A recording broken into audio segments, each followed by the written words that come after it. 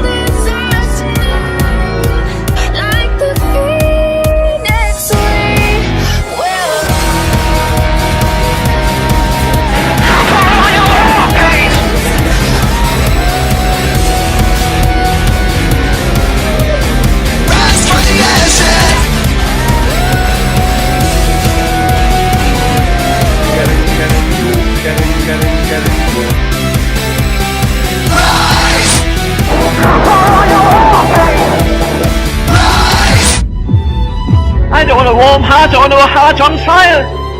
For the simple reason he's coming for a bride, he's not coming for a widow. And if you don't keep fire going, it goes out. He says, still let me guard the holy fire. Then he says this awesome thing, enlarge, inflame, and fill my heart with boundless charity divine. So shall I all my strength exert and love them with a zeal like thine, and turn them to a pardoning God. You see, he's not asking for a theological definition. He says, I want a fire. Listen, if our God is a consuming fire, and he is, if he takes up residence in you, you'll burn till you die. God won't die in you. And all he's asking you this morning is to let the walls down, let the fire in. I can't live in coldness anymore.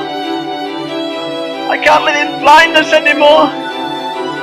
I can't be indifferent to a dying world.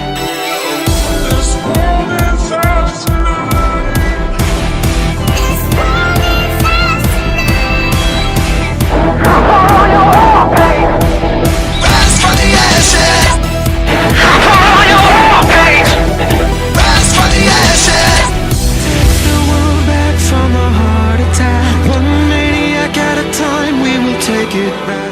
This world is ours tonight. I can never lose you. I can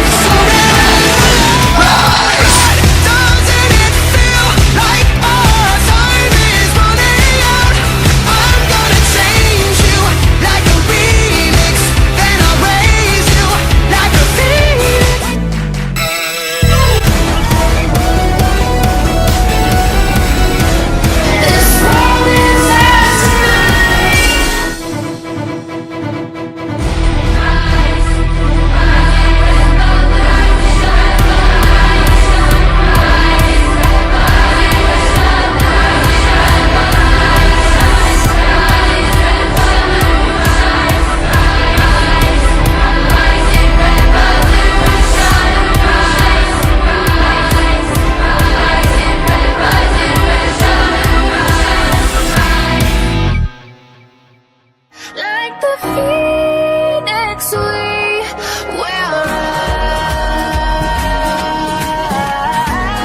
rise.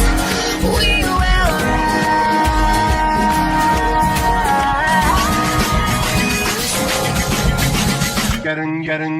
Yo.